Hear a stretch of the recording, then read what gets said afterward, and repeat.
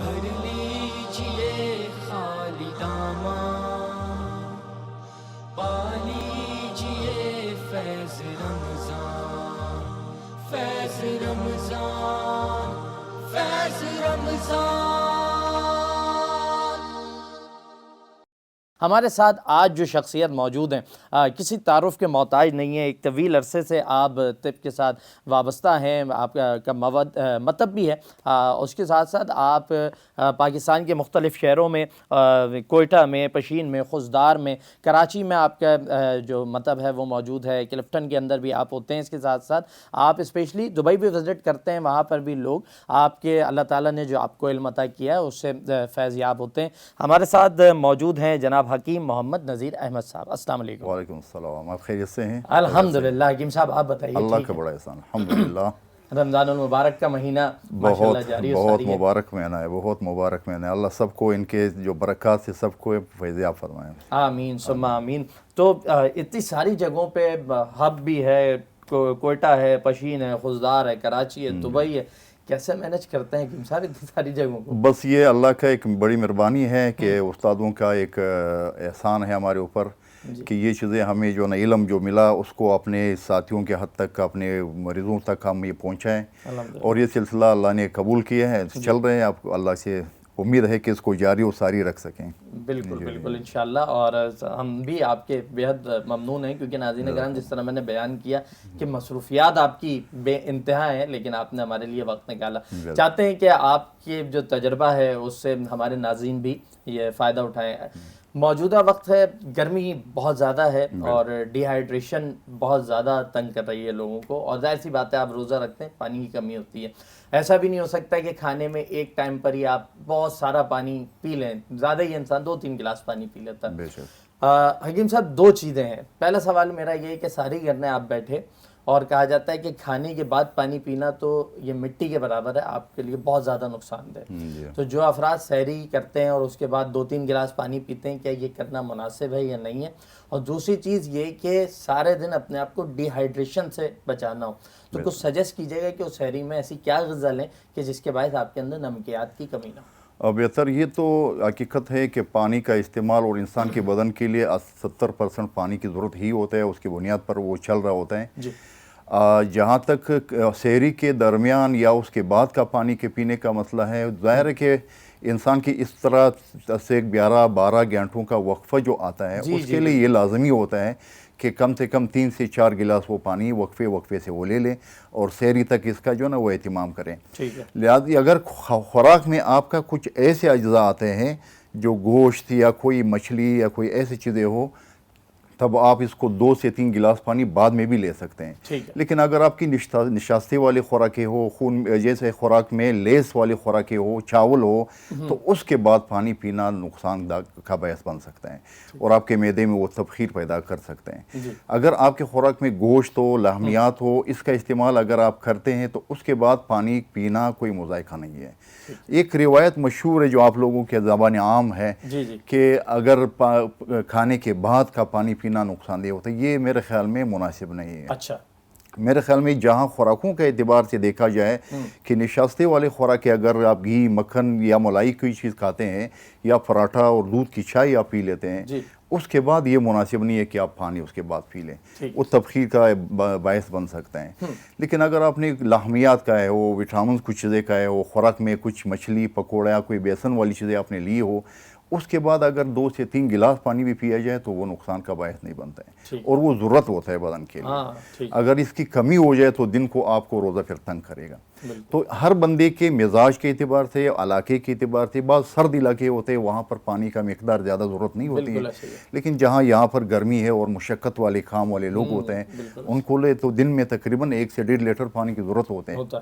تو وہ وقفے سے تھوڑا سا کھا لے، صبح سحری لے لیں، اگر تھوڑا سا وقفہ ان کے پاس ہو نماز کے اذان کے دوران تو اس میں تھوڑا سا وہ لے لے، کچھ پانی پی سکتے ہیں۔ خصوصاً وہ چیزیں جہاں انہوں نے مچھلی کا، پکوڑے کا یا چنا زیادہ کھایا ہو تو اس کے بعد پانی پینا لازمی ہے، لیکن نشاست دار خوراکیں اگر انہوں نے لی ہو تو اس کے بعد پانی پینا مناسب نہیں ہے۔ ٹھیک ہے، اور سحری میں دہی وغیرہ کا استعمال کریں؟ بہتر تو یہی ہے کہ ایک شخص اگر ان کے خون میں حدت زیادہ ہو، گرمی وہ محسوس زیادہ کر رہے ہو، تو ان کے لیے تو دہی کا استعمال، لسی بنا سکتے ہیں، سیویاں اگر دودھ میں وہ لے کر کے کھجورے ڈال دیں 4-5 دانے، تو اس کے لیے وہ بدن کے اندر وہ ضروریات جو بدن کے ہیں، اس کی ریکوائرمنٹ ہوتا ہے بدن کے، وہ پورے ہو جائیں گے، تو وہ روزہ پھر آرام سے اور تسلی سے، سکون سے اس کا گزر جائے گی۔ ٹھیک ہے حکیم صاحب، یہ بھی بیان کیجیے گا کہ آج کل کیونکہ موسمی وائرل چل رہا ہے اور موسم ماشاءاللہ چینج ہوتا ہے تو بہت ساری چیزیں ساتھ لے کر آتا ہے، بالخصوص بچے بڑا ٹارگیٹ ہوتے ہیں، بخار کا معاملہ ہوتا ہے، الٹیاں شروع ہو جاتی ہیں، اس میں بچوں کو اس وائرل سے بچانے کے لیے آج بھی اور جب بھی موسم چینج ہو تو کیا بنیادی چیزیں ہیں کہ جس پہ اگر آپ فوکس کر لیں تو چیزیں محفوظ ہو رہے گی؟ جی بالکل، بہتر یہ کہ آپ خوراک میں یہ سے بھی اصول طور پر، طبی طور پر یہ تحقیق ہے، حکمہ کا، جمہور حکمہ کا اس پر ایک نظر ہے کہ جہاں آپ سفر کرتے ہیں، وہ علاقہ بدلتے ہیں یا موسم کا جو ہے نا تبدیلی ہوتے ہیں، وہاں پر آپ پیاز، ادرک، لہسن اور سرکہ کا باقاعدہ استعمال کی تجویز وہ کرتے ہیں۔ خصوصاً بچوں کے لیے پھر نمکیات کی کمی ہو جاتی ہے، تو آپ بطور خاص املی، آلو بخارا اور لیموں کا شربت یہ باقاعدہ پلایا کریں، اور اس کا اہتمام ہر گھر میں ہونا چاہیے۔ اور خصوصاً معدے کو طاقت دینے کے لیے پھر آپ کو خوب کلاں منقع کا استعمال لازمی رکھیں۔ گھر میں یہ چیزیں بہت آسانی سے آپ لے سکتے ہیں بازار سے اور گھر میں رکھیں۔ اس کا اہتمام خصوصاً ان دنوں میں جہاں گرمی زیادہ ہوتی ہے اور خون کے اندر جو ہے نا حدت زیادہ بڑھ جاتا ہے، بدن کی نمکیات پسینے کی شکل میں، پیشاب اور پخانے کی شکل میں اس کا اخراج زیادہ ہوتا ہے، وہ نمکیات کو دوبارہ بحال کرنا، وہ نمکین چیزوں کا، ترشیوں کا استعمال بڑھانا چاہیے۔ کینو بطور خاص، مالٹا ہوا، آپ کے انار ہوا، اسٹرابری ہوا، اس کا استعمال تھوڑا بہت ضرور کھانے میں رکھے اس کا، تاکہ آپ کے بدن کے وہ پانی جو ضائع ہو رہے ہیں نمکیات کی شکل میں یہ دوبارہ بحال ہو جائیں۔ ٹھیک ہے، تو اس سے آپ جو چیزیں کم ہو رہی ہوتی ہیں وہ دوبارہ بحال ہو رہی ہے، بالکل۔ اچھا یہ بتائیے گا کہ گردے کی پتری، جی ہم اس میں بعض اوقات ہوتا یہ ہے کہ لوگ سمجھتے ہیں کہ اگر پین ہو رہا ہے تو جی یہ پتری ہو گئی ہے، اس کی علامات کیا ہیں جی جی اور اس کی وجوہات بھی کیا ہیں اور اس کا علاج بھی پھر بتائیے؟ جی جی بالکل۔ گردے کی پتری ہو چاہے پتے کی پتری، ہمارے ہاں حکماء نے جو ایک تصور دیا ہے، پتری گردے میں نہیں بنتی، یہ ہمارے خون کے اندر جو خاص مادہ ہوتا ہے، کیلشیم ہے، فاسفیٹ ہے، آکزلیٹ کا مادہ ہوتا ہے، یہ خون کی حدت کی کمی، نمکیات کی کمی کی وجہ سے وہ رگڑ کھاتے ہوئے کچھ پتریوں کی شکل اختیار کر جاتے ہیں۔ اب اس کے جو بھی پتری ہو اس کی مناسبت سے اس کا علاج تجویز ہوتا ہے۔ اگر آپ کی کیلشیم کی پتری ہے تو آپ نے حرارت اور نمکیات بدن کے پورے کرنے ہیں، اور اس کے پتری کا جو ہے نا وہ مواد تحلیل ہو جاتا ہے، بذریعہ یورین وہ خارج ہو جاتا ہے۔ اسی طرح پتے کا پتری ہے، اب پتے کا جو قدرت نے ایک نظام بنایا ہے، اتنا باریک فلٹریشن کا نظام ہے کہ وہاں پتھر جا نہیں سکتے ہیں کسی بھی شکل میں، تو وہ پتے کے اندر کا جو پانی ہوتا ہے جس کو بائل کہتے ہیں، جس کو خون میں ہماری طبی زبان میں صفرا کہتے ہیں، اس کا وہ 12 انگشتی آنت پر اس کی قطرے گرتے ہیں تو ہمارے نظام ہضم فعال رہتا ہے۔ تو جب کہ کچھ ہمارے خوراکوں میں انتہا درجے کی ٹھنڈی خوراکیں آ جائیں تو اس کا اخراج کا جو عمل ہوتا ہے وہ رک جاتا ہے، کیونکہ یہ لمفاوی غدود ہوتا ہے، ایک طرف سے پانی لیتا ہے، خوراک لیتا ہے، بدن کا پورا نظام کے زہریلا مادوں کو اپنی طرف کھینچ لیتے ہیں اور اس کو سٹور کرتے ہیں، بوقت ضرورت وہ اپنے ترشح کرتے ہیں، نظام ہضم کو فعال رکھتے ہیں۔ اس کی کمی سے پھر یہ ہوتا ہے کہ آپ کے پورے جسم کے نظام کو وہ رک جاتا ہے، جوڑوں کے اندر جو ہے نا وہ سختی پیدا ہو جاتا ہے، جوڑ جو وجہ المفاصل کے نام سے مشہور ایک بیماری ہے، نخرس اور گنٹیا کی بیماری ہے، ہڈیاں مڑ جاتے ہیں، سخت ہو جاتے ہیں، یہ واحد اس کا بنیادی وجہ صفرا کی کمی ہو جاتی ہے۔ پورے جسم کے اندر جو وٹامن ڈی کا جو اثر ہوتا ہے وہ بھی صفرا ہی کے ذریعے سے پھیلتا ہے، وہ کم ہو جاتا ہے، اس کا ترشح کرنا، اس کا سپری کرنا رک جاتا ہے۔ اب یہاں پر آپ نے اس کو دوبارہ سٹارٹ کرنے کے لیے ادرک کا، پودینے کا، لہسن کا استعمال بڑھانا ہے، خون میں وہ خوراکیں دینے ہیں کہ وہ صفرا کو اپنے نارمل حالت سے سفریش کرنا شروع کر دیں، تو وہ پتھری بنی ہوئی مادہ کو تحلیل ہونا شروع ہو جائے گا۔ دوسرا اس کے لیے سب سے اہم چیز ہمارے حکماء کے اندر جو مشہور ہے وہ ہے یہ مولی کا جو کھار ہوتا ہے، مولی کے کھار جب پتے کی پتری پر پڑتے ہی وہ نرم ہونا شروع ہو جاتے ہیں، تو مولی کا بطور خاص استعمال ضروری ہے، اس کے پتوں کا استعمال بہت ضروری ہے، کیرا بطور خاص کے لیے بہت اہمیت کا حامل ہوتے ہیں۔ ٹھیک ہے، اچھا جو پتری سے محفوظ رہنے کے لیے پانی کا استعمال یہ کتنا مفید ہے کہ پانی آپ زیادہ سے زیادہ پئیں؟ हाँ, पथरी क्योंकि बनने के लिए मैंने आपको बताया, अर्ज किया कि कैल्शियम की पथरियों के लिए आपने बतौर ख़ास नमक का थोड़ा बहुत इस्तेमाल खुराक में रखना है।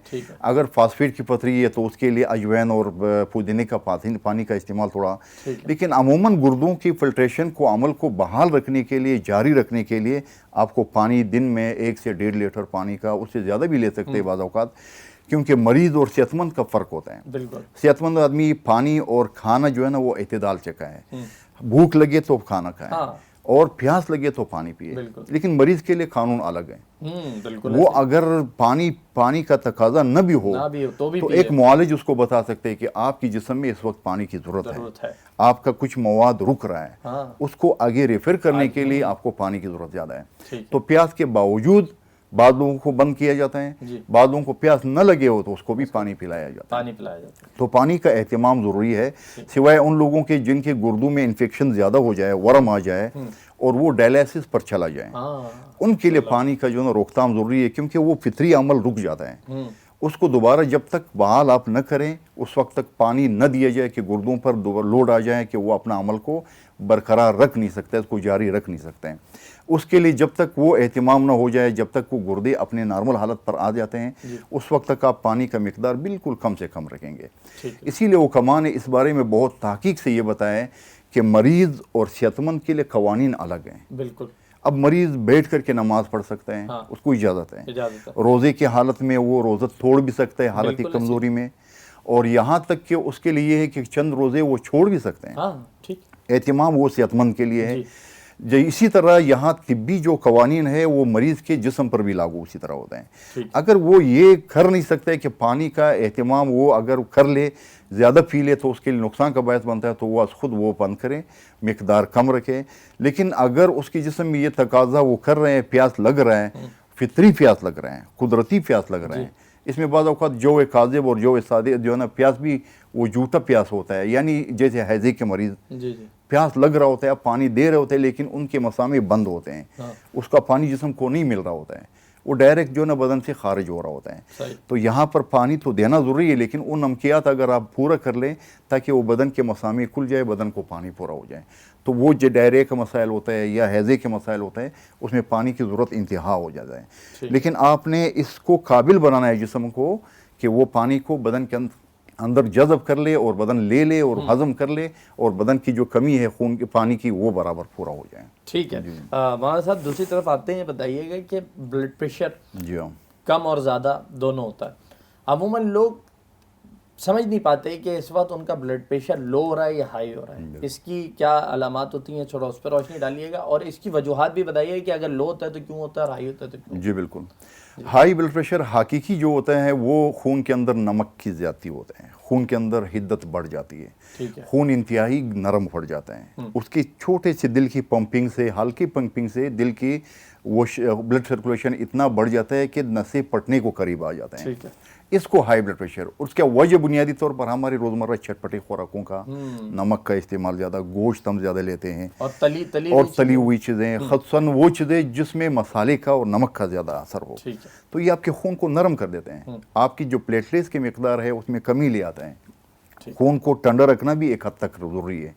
उसका टेम्परेचर बढ़ गया तो आपके खून इतना स्पीड से चलेगा कि वो नाक से भी बहना शुरू हो जाएगा, जैसे नेक सिर का मसला होता है।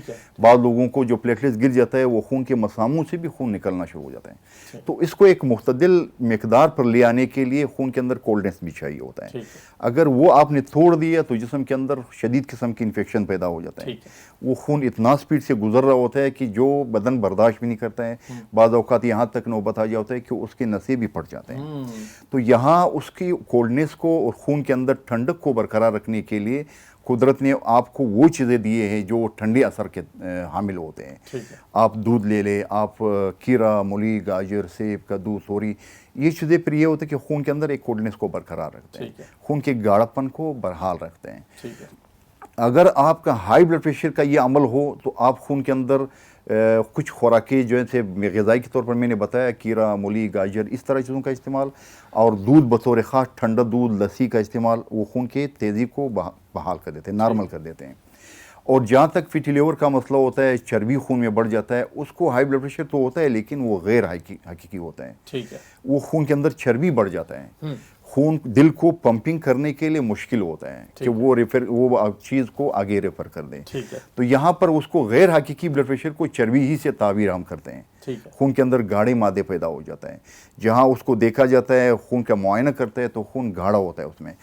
اس کے لیے پھر ہمارے ہاں اصول یہ ہوتا ہے غذائی طور پر لہسن ادرک کا استعمال اس کا بڑھا دیتے ہیں تاکہ خون نرم ہو جائے اور دل کے لیے پمپنگ آسان ہو. اب چیک کرنے کے لیے تو دونوں ہی بلڈ پریشر ہائی بتا دیتے ہیں, لیکن جس کو کولیسٹرول ہو اس کے خون میں ٹمپریچر کم ہوتا ہے. اس کے دل کی پمپنگ تو بڑی ہوئی ہوتی ہے لیکن وہ رد عمل کے طور پر, کیونکہ وہاں آگے خون رک رہا ہوتا ہے, اس کو یہ پمپنگ کرنے کے وجہ سے اس کے دل کی پمپنگ بڑی ہوتی ہے. اس میں اگر 180 تک 200 تک بھی بلڈ پریشر جائے تو وہ باعث ہلاکت نہیں ہوتا ہے, باعث نقصان نہیں ہوتا ہے. لیکن یہ دوسرا جو یورین کی زیادتی جو نا کلر تیز, خون کے اندر حدت زیادہ ہو, گرمی خون میں زیادہ ہو, ٹمپریچر بھی زیادہ بڑھ رہا ہو, ان کے لیے اگر دیکھا جائے تھوڑا سا 160 پر بھی اس کا جو خطرے کا الارم ہے, 150 بھی زیادہ ہے. اس کو نارمل لے آنے پر 120 پر 110 پر لے آنا ضروری ہے. اگر یہ کم مزید کم ہو جائے تو بہتر ہے, کیونکہ جتنی بھی ٹھنڈی چیزیں اس کو دیا جائے وہ خون کی بلڈ جو نا خون کے اندر آئرن کو, پولاد کو اور بیل کو وہ نارمل رکھے گا. تو یہاں پر یہ دونوں کو تشریح ہم نے جو کر لی کہ ٹھنڈے مادوں سے خون کے اندر رشا اور نشاستدار چیزوں سے وہ خون کے اندر گاڑھا پن پیدا ہوتا ہے, دل کو پمپنگ کرنے میں مشکل اور ہوتا ہے. یہاں پر ہائی بلڈ پریشر نہیں ہوتا ہے. اگر اس کو دینا بھی ہے تو آپ نے تھوڑا سا خون کو گرم کرنے کے لیے, نرم کرنے کے لیے لہسن ادرک پودینہ اور تھوڑا سا گوشت کا استعمال کرانا ہے. لیکن جہاں تک خون کے اندر شدت گرمی کا ہو اس میں قطعاً گوشت اور نمک کا استعمال بند کرنا ہے. اس میں مسالے تک ہمارے اوکما زیرہ, دھنیا اور کالی مرچ کا مسالہ دیتے ہیں تو اس کی ہائی بلڈ پریشر بالکل 1 ہفتہ 2 ہفتے میں وہ نارمل حالت پہ لے آتے ہیں. اس میں دونوں کا فرق کولیسٹرول اور خون کے اندر حدت, گرمی کی شدت ہے, ان میں فرق کرنا چاہیے. ایک میں ٹھنڈی خوراک ہے غذا کے لحاظ سے, دوا کے لحاظ سے, اور چربی والے کولیسٹرول کی زیادتی والے مریض جو بلڈ پریشر کے ہوتے ہیں اس میں تھوڑا سا حدت والے تاکہ خون کی سرکولیشن میں آسانی رہے دل کے لیے. جو ٹھیک ہے, آپ نے اس طرح لہسن کا ذکر کیا تو یہ کھانے میں شامل کر کے یا کچا لینا چاہیے, یا بعض اوقات یہ ہوتا ہے کہ لوگ اسے تھوڑا سا جلا کے بھی لہسن کو استعمال کرتے ہیں؟ بہتر تو یہی ہے, کیونکہ کچھ ایسے مخرش چیزیں ہوتے ہیں, خراش پیدا کرنے والی چیزیں, اس کو تھوڑا سا تل لینا چاہیے, اس کا شربت بنایا جائے, اس کو کھانے میں پکانا چاہیے. تو اس کا اگر کھانے میں استعمال سب سے بہتر رہے گا. ہر سال میں تقریباً ہمارے یہ کراچی اور اس کے مضافات میں یہ چیزیں زیادہ ہوتے ہیں. پہاڑی لوگ بہت کم استعمال کرتے ہیں. ہمارے اس نشیبی علاقے میں کیونکہ خوراک میں مسالے کا استعمال ضرورت اس لیے زیادہ ہوتا ہے کہ ہم سمندر کے قریب رہتے ہیں اور نمی یہاں زیادہ ہوتا ہے. اور یہاں آپ دیکھیں گے تو آپ کو فطرت بھی رہنمائی کرتے ہیں کہ آپ چٹپٹے اور مسالہ دار چیزیں کچھ کھائیں زیادہ. آپ نے کبھی نہیں سنا ہوگا کہ پہاڑی علاقے کے لوگ مسالے اور یہ زیادہ بہت کم کرتے ہیں, کیونکہ وہاں ہوا اور آب و ہوا اتنا زیادہ اسٹرانگ مضبوط ہوتا ہے کہ وہ تمام چیزوں کو ہضم کر لیتے ہیں. وہاں نشاستدار چیزوں کی زیادہ ضرورت ہوتا ہے. یہاں پر آپ کو جو ہے نا جو خون کے اندر آئرن اور فولاد بڑھانے والی چیزیں. یہ مسالے کا استعمال بھی اگر لہسن ہو یا لال مرچ ہو یا سبز مرچ ہو, جیسے حلیم ہم کھاتے ہیں یا دلیم جس کو ابھی مشہور وہ بتا دیا ہے علماء نے احتیاط کے تقاضے کی بنیاد پر, اس میں ادرک اور سبز مرچ کا استعمال اس لیے کراتے ہیں کہ یہ بہت ہیوی اور بھاری بھرکم خوراک ہے. اگر چربی والا مریض ہو تو اس کا بلڈ پریشر اس سے بڑھ جاتا ہے. تو لہسن, ادرک اور سبز مرچ کا استعمال اس کے ساتھ بہت موافقت رکھتا ہے, خون کو نرم کرتا ہے اور ہضم کر دیتا ہے اس کو. ٹھیک ہے. اچھا یہ بھی بتائیے گا کہ لوگ جو اس کے شکار ہو گئے ہائی بلڈ پریشر کا, کولیسٹرول کا, انہیں اب بڑی احتیاط کرنی ہے, ساری چیزیں خوراک میں بھی احتیاط کرنی ہے, لیکن اگر کوئی پہلے سے ہی بچنا چاہتا ہو تو اسے کن 3-4 چیزوں پہ فوکس رکھنا چاہیے, اور یہ جو چہل قدمی ہوتی ہے یہ کتنی مفید ہوتی ہے اس کے لیے؟ جو کولیسٹرول, میں نے عرض کیا کہ کولیسٹرول والا مریض جو ہوتا ہے وہ ہمیشہ لو بلڈ پریشر کا مریض ہوگا. ٹھیک ہے. ہاں, ہائی بلڈ پریشر نہیں ہوتا ہے. ویسے ہائی بلڈ پریشر اگر ہوتا بھی ان کو ہے تو وہ رد عمل کے تو اس کو مزید آپ نے نمک یا لیمو یا ادرک لہسن کا استعمال بڑھانا ہے اس کے لیے. لیکن اگر ہائی بلڈ پریشر کے لیے تو اس کے لیے چلنا پھرنا بھی ایک اعتدال سے نارمل حد تک کرنا چاہیے, بلکہ آرام اس کے لیے زیادہ اچھا ہے. نہانا اچھا ہوتا ہے تاکہ اس کی ٹمپریچر جو باڈی کا ہے وہ نارمل لیول پر آ جائے, اس کے خون میں کولڈنس پیدا ہو جائے. High blood pressure. اچھا اس میں جی آپ بات پہلے مکمل. اور جو لو بلڈ پریشر کا مریض ہوتا ہے ان کے لیے تو چلنا پھرنا بہت مفید ہوتا ہے. دل کی پمپنگ کو ضرورت ہوتا ہے کہ وہ چلا جائے. یہ محرکات بیرونی اور اندرونی طور پر اس کو وہ چیزیں کھلانا چاہیے جو اس کے دل کی پمپنگ بڑھ جائے, اور آگے جو راستے میں اس کے کولیسٹرول جمع ہو چکا ہے اس کو وہ پگھلانے میں معاون ہو. تو یہ دونوں چیزیں تھوڑا سا فرق کرنا چاہیے کہ ہائی بلڈ پریشر حقیقی وہ خون کے اندر حدت اور گرمی سے ہوتا ہے, اور زیادہ چٹپٹے مسالہ دار چیزوں سے. جہاں تک جو لو بلڈ پریشر کا تعلق ہے, اس بندے کا بدن جو ہے نا وہ تقاضا کر رہا ہوتا ہے نمکین چیزوں کا, ترشی کا, تاکہ وہ دل کی پمپنگ اور آگے چلانے میں اس کے لیے معاون ہو. ٹھیک ہے. جو جس طرح آپ نے نہانے کا ذکر کیا کہ ہائی بلڈ پریشر کا مریض نہائے یہ زیادہ فائدہ مند ہے, تو اس سے کوئی فالج وغیرہ کے خطرات تو پیدا نہیں ہوتے؟ اگر میں نے ایک چیز عرض یہ کیا کہ اگر ہائی بلڈ پریشر حقیقی ہو تو کبھی بھی فالج نہیں ہوگا اس کو. وہ ہوتا کیا ہے کہ وہ دماغ کے نسوں پر انتہائی حد تک دباؤ ڈال دیتے ہیں. ٹھیک ہے. تو جب آپ وضو کریں گے, آپ نہائیں گے, آپ ٹھنڈا پانی پئیں گے, تو آپ کے خون کی حدت جو ہے نا وہ نارمل حالت پر آ جائے گی. اگر آپ جو ہے نا لو بلڈ پریشر کی جو فالج کا اٹیک ہوتا ہے وہ اکثر جو سردی سے ہوتا ہے, اس کا تعلق بھی اکثر بائیں طرف ہوتا ہے. دائیں طرف ہائی بلڈ پریشر سے اور بائیں طرف جو ہے نا لو بلڈ پریشر سے ہوتا ہے, اور اس کا بنیادی ماخذ جو ہے نا یہاں حرام ماخذ ہوتا ہے. تو وہ جو دباؤ برداشت نہ کرے وہ بائیں طرف ہوتا ہے, وہ دائیں ہاتھ پر دائیں پاؤں پر اثر ڈال دیتے ہیں. اگر آپ نے یہ تجزیہ کیا کہ واقعتاً ہائی بلڈ پریشر ہے, اس کے خون میں حدت ہے اور خون کی پمپنگ انتہائی تیز ہے, اس کے نہانے سے کوئی نقصان نہیں ہوگا.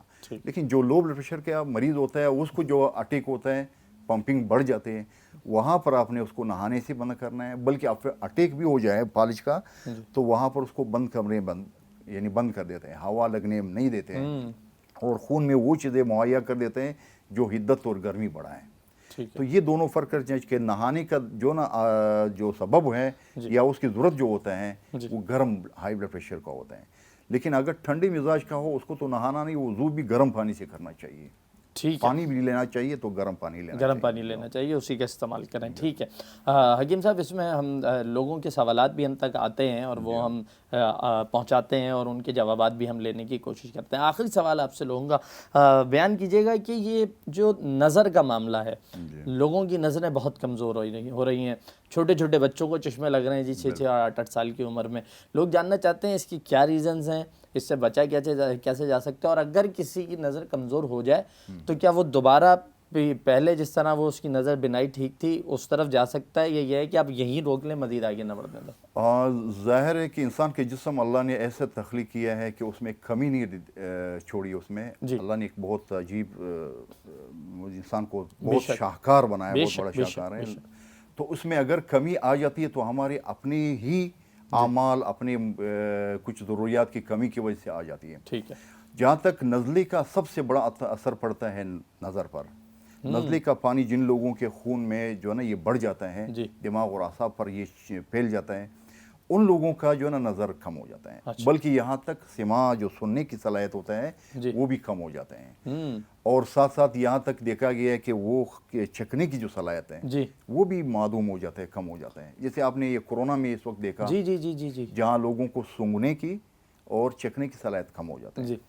یہ وجہ بنیاد یہ ہے کہ جہاں ہمارے خوراکوں میں یا موسمی اثرات جو ہمارے رطوبات کو بڑھا دیتے ہیں, لیس کو بڑھا دیتے ہیں, یہ ان مساموں کو بالکل ڈھانپ لیتے ہیں. جو سونگھنے کی صلاحیت ہوتا ہے یا سننے کی صلاحیت ہوتا ہے یا زبان میں چکھنے کی صلاحیت. آپ ان لوگوں کو زیادہ دیکھیں گے جن لوگوں کے ذائقہ کو بہتر سمجھتے ہیں, ان کے زبان میں تیزی زیادہ ہوتا ہے, اس کی بولنے کی صلاحیت بھی زبردست ہوتا ہے, اور ان کے اندر تلخی زیادہ ہوتا ہے کیونکہ وہ چیز کو چکھنے میں اس کی صلاحیت پھر بڑھ جاتا ہے. کیونکہ اعصاب کا تعلق ان کے مساموں کے ساتھ زیادہ ہوتا ہے. اگر وہ مسامے بند ہو جائیں تو چیز کا سونگھنا, دماغ تک پہنچانا یہ رک جاتا ہے یہ عمل. تو بنیادی طور پر نزلے کا پانی ہی اس کا سبب بنتے ہیں. ہمارے ان 3-4 جو باصرہ ہے, سامعہ ہے اور جو نا شامہ ہے, اس کو بند کرنے کے لیے سب سے بڑا جو ریزن بتا رہے ہیں حکماء وہ ہے نزلے کا پانی. اگر آپ حکماء کی جمہور حکماء کا جو رائے دیکھیں گے اس میں یہی آتا ہے کہ وہ معجون فلاسفہ ہے, املی ہے, آملہ ہے اور چاندی ہے, اس کے استعمال سے نظر دوبارہ بحال کیا جا سکتا ہے. کیونکہ وہ رطوبات اگر آپ نے کم کر دیے, خون کو وہاں سرکولیشن میں مدد دے دی, تو وہ نظر دوبارہ بحال ہو سکتے ہیں. آنکھوں کا اپنا कसूर नहीं होता। जी ये खून के अंदर कुछ ख़ास मादों का वहाँ पर इज्तिमा होता है, नज़र को भी वो कम कर देते हैं, ज़बान की सलाहियत को भी कम कर देते हैं और सिमा पर भी असर बढ़ जाता है। तो 80% लोगों का जो इस इलाकों में होता है, ख़ासतौर नमी के इलाकों में, जी जी वो चावल, दूध और बैंडी, माश दाल को इस्तेमाल ज़्यादा करते हैं और नमकीन और चटपटी चीज़ों का इस्तेमाल फिर कम होता है। उन लोगों का नज़र मुतासिर हो जाता है। ठीक है। और आपने जिस तरह ये सुनने से मुतालिक बात की, जी हाँ। क्योंकि इसका तजर्बा मेरे अपने साथ भी रह चुका है कि मुझे एक मरतबा कानों से जो है वो आहिस्ता आहिस्ता जो समात की सलाहियत थी वो कम होती गई, बहुत ही ज़्यादा ख़त्म हो गई थी कि मैं और आप अगर बात कर रहे हैं तो मैं आपकी आवाज़ सुनने तक के काबिल ना हूँ। तो बड़े उसका चेकअप करवाए और बड़े टेस्ट हुए, तो बाद में पता चला कि नज़ला जो है वो कानों में उतर गया था। उतर गया, बिल्कुल। तो अल्लाह ताला ने उससे रिकवर किया, अल्लाह का बड़ा एहसान है।